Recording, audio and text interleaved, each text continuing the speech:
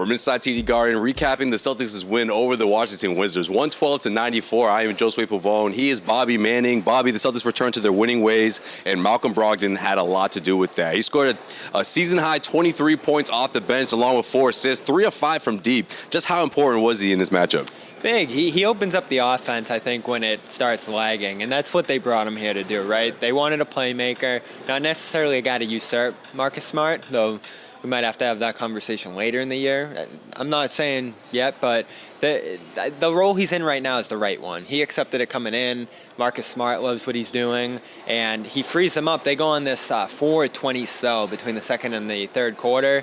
He comes in with the second unit midway through that third quarter, and all of a sudden Grant's hitting a 3, and they're finding Hauser for a 3, and he's finding Luke underneath, and he's just spreading the ball around to these different guys who are meshing well in that second unit, and that's what I really love about the fact that he's playing with them, because it feels like a bench unit. Last year, they're playing 7 guys, just mixing into with Tatum and Brown, staggering Tatum and Brown a little bit.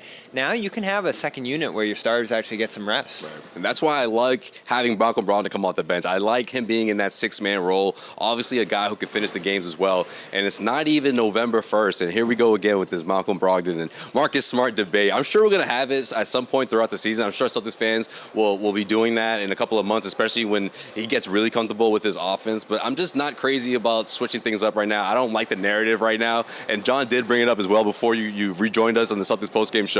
But speaking of Marcus, here's what Marcus Smart had to say about Malcolm Brogdon and the impact he's had on the team. Malcolm, we talk a lot about Malcolm and having that caliber player coming off the bench, but just overall, him leading a second unit, what impact not only you're seeing him have on the game, but on the other guys that are out there, especially when you're throwing all bench units out there?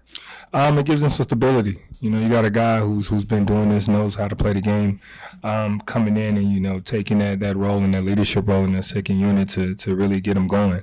You know, we got some young guys, experience-wise in that second unit, so to have somebody like Malcolm to be able to come in the way he does, it makes it a little bit easier for them. They feel comfortable, and that's key. You know, our bench is something that we're going to need this year, and they're going to help us win a lot of games. So, you know, to have a guy like Malcolm doing what he's doing, and then the rest of those guys tagging along with him is key.